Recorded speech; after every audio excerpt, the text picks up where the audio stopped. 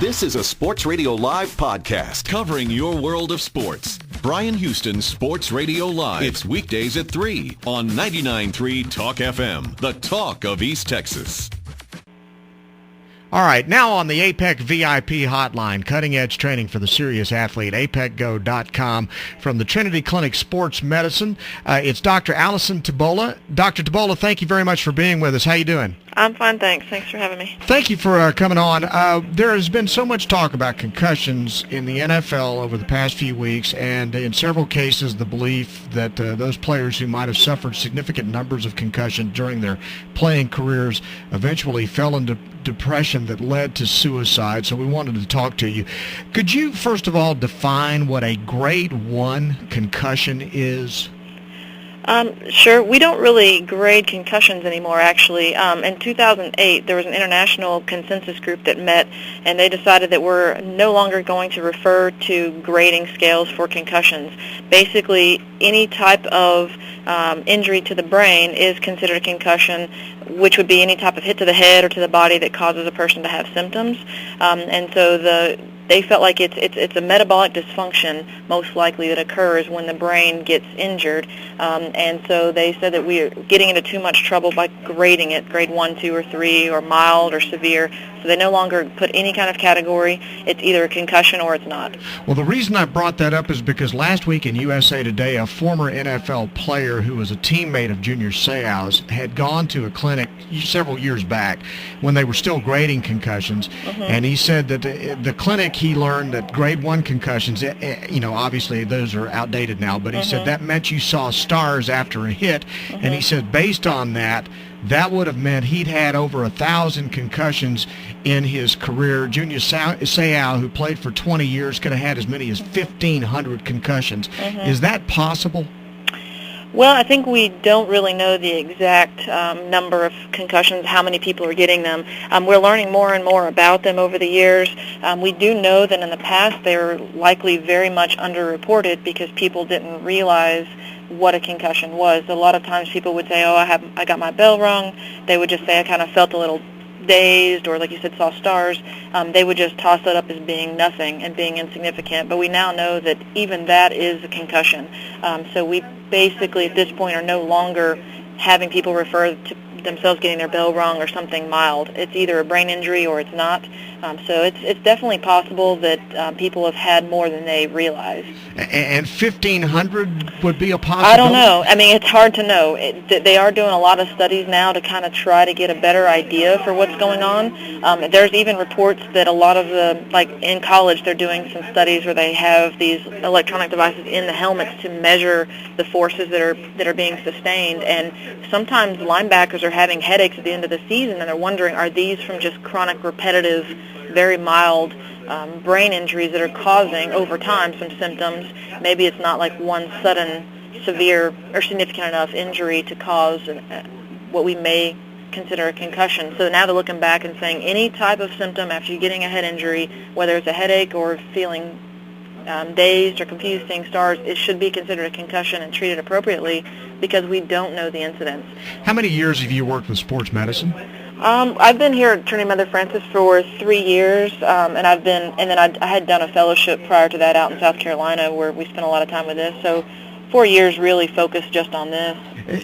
Is it possible, based on your experience and on the nature of football in general, is it possible to make a violent game like football, a safer game? I think that it's possible. I think one of the problems we're seeing now is that the mindset is that because I have a helmet on, I'm invincible, or I can hit as hard as I want or hit however I want.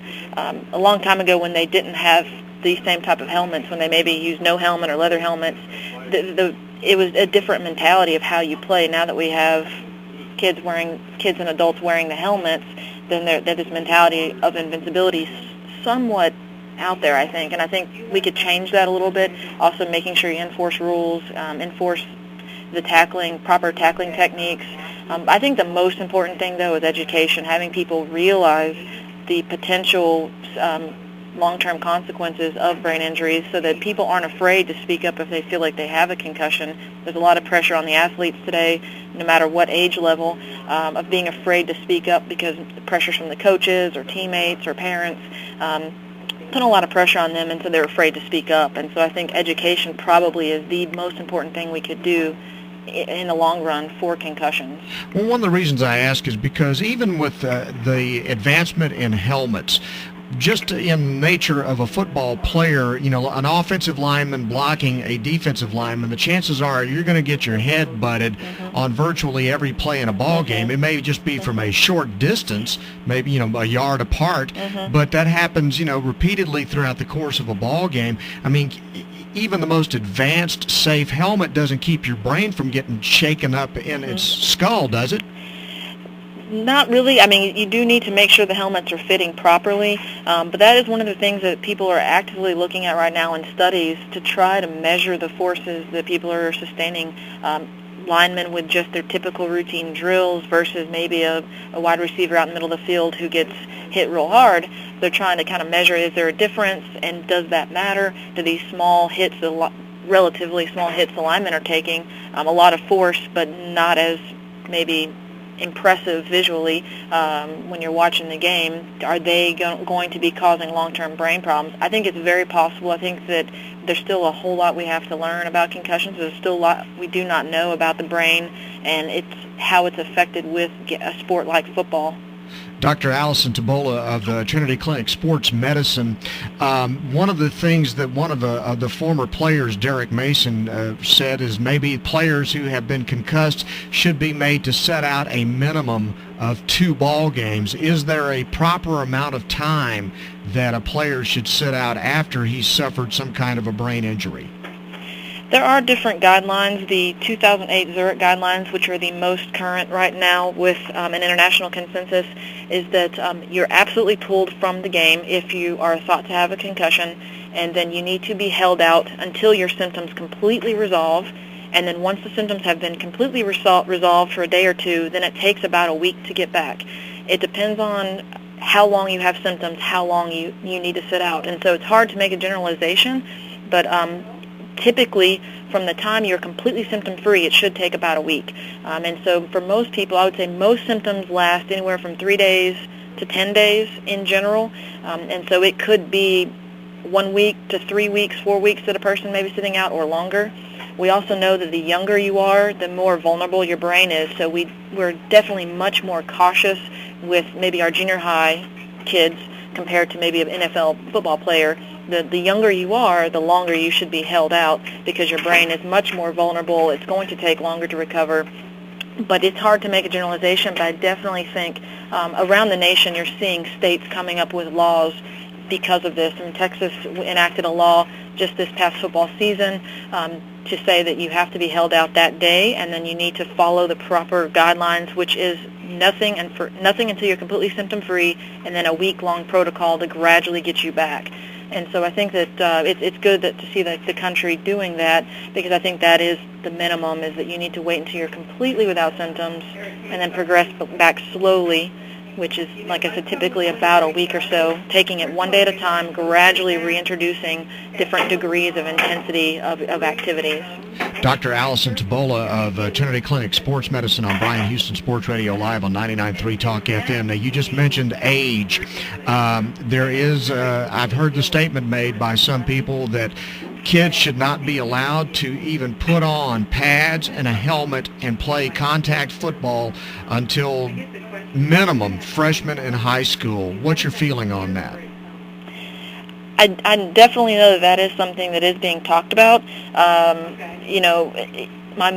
My medical opinion and personal opinion are probably, I have to be careful, but in my medical opinion, I definitely think that is something we should strongly consider. I mean, I'm not currently a parent, but if I was, I would be very, very concerned about the risk and potential for getting a concussion, especially in junior high school kids. But you have to to me, I think you have to be, as a parent, need to be very well educated, understand what a concussion is, the risks of getting it, and then make a well-informed decision as far as when you decide if and when your child will play football. And I think, as a medical community and as, an athletic community, we have to just kind of look at all of these things and kind of make a well-informed decision as far as when should a child be able to play contact football in pads and helmets. Now, I will add that one of the things with the younger kids, prior to puberty, they're not going to hit as hard. It's going to be one of the biggest issues I think we see with the junior high school kids is that you have people who are at various degrees of development. You may have an 8th grader who is very close to maturity, being very close to being in puberty, going through puberty, and playing up against a child who's several years away from being in puberty. So when you have a very small 8th grader compared to a very big 8th grader, that's a very dangerous situation.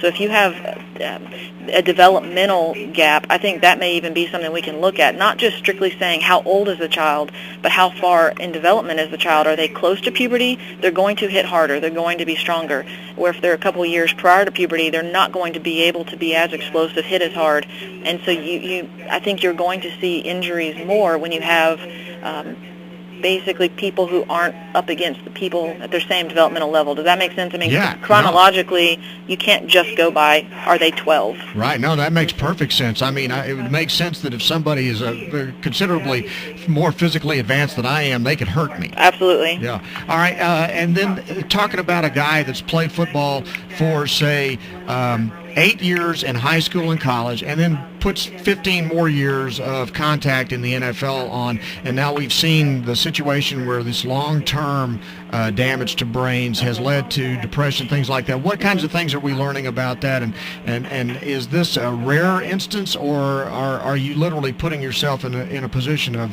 real danger to your life over that extended period of time?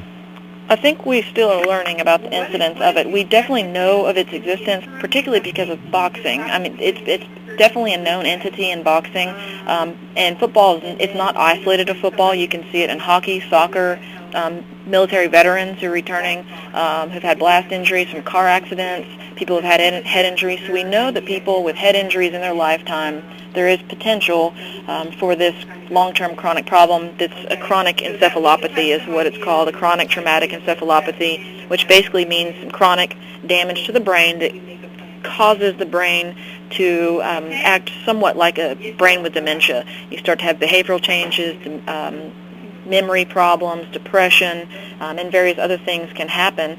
And so we definitely know that it exists. And boxing is definitely it's a known entity in boxers. In football, we just don't know the incidence. We definitely know it's probably more common than we realize. I think over the past several years with people, once they have died, people have been doing autopsies on their brain to look for this. I think we're becoming more aware of it, but I think it probably is more common than we realize, but no one really knows the exact incidence of it. I think it's definitely something we have to just continue to educate ourselves about, and whenever you are the parent or the athlete getting into a sport like this, you have to realize there are short-term and long-term consequences and potential for problems, but not just football, any type of contact sport, soccer, hockey, football, boxing, and then all the other sports that potentially could lead to head injuries. This is a potential consequence. Okay, last question. I know you have to go. Dr. Allison Tobolla of the Trinity Clinic Sports Medicine. Do you see a day coming in the next decade where we could literally outlaw football in this country? I don't know. I mean, I could definitely see rules being changed for the type of hitting that's done potentially, but also maybe, as we talked about earlier, being a little bit smarter about developmental, maybe grouping kids into developmental level rather than just chronologically, how old is a child, rather than looking at age, looking at their development, pubertal state as far as what team they're on, watching this a little bit more closely, being much more cautious whenever someone is injured, holding them out for an appropriate amount of time. I think you'll see more and more laws across the country. I think right now there's 21 or so states that have laws. That number could be wrong, but it's around that, and I think that'll continue to increase as far as how many states start to get laws related to concussions and the management of it.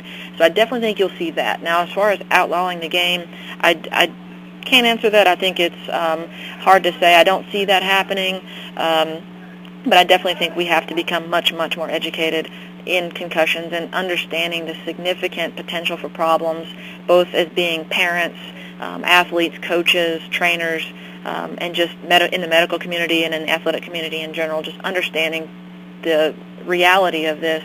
I think these athletes are put into situations where they face extreme pressure from a lot of different people, and I think coaches, parents, fans need to realize the safety of the athlete should be number one priority, and I think if we emphasize that, we'll be making some gains in the management of it. Is that safety first, health first. Even though it's a great game, it's a great sport, we also need to kind of emphasize the health of the athletes more than anything else. Very good. Dr. Allison Tobolla, Trinity Clinic Sports Medicine, thank you very much for your time today. We really do appreciate it. All right, no problem. Thank you. Thank you. That's Dr. Allison Tobolla from Trinity Clinic Sports Medicine on Bryan Houston Sports Radio Live on 99.3 Talk FM. This is a Sports Radio Live podcast covering your world of sports. Bryan Houston Sports Radio Live. It's weekdays at 3 on 99.3 Talk FM, the talk of East Texas.